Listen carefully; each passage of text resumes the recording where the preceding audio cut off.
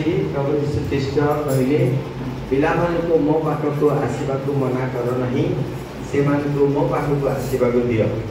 पुणी युवा युवती मानक विषय में प्रभु कहले जे हे युवा माने तुम अपना यौवन अवस्था आनंद कर आउ पुणी से कहले तुम यौवन समय अपना सृष्टिकर्ता को स्मरण कर। एबे टिके आगु पुणी पढ़ी शुणिलु जे तुम्हारो यौवन सकाश कई तुमको तुच्छ न करू तुम्हें वाक्य रे आचरण रे व्यवहार रे समस्त आदर्श हो। एणु ए यौवन अवस्था आम समस्त एक आशीर्वाद समय अटे।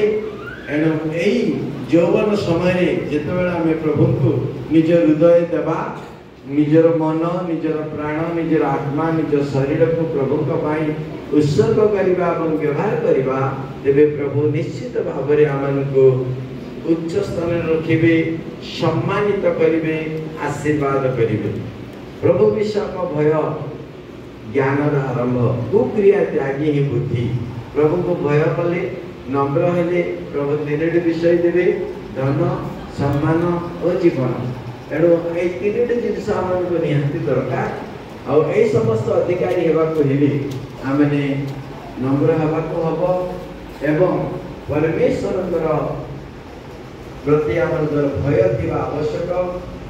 आमने प्रभु को आमने निज हृदय पवित्र रूपे मान्य करवा सम्मानित करवा।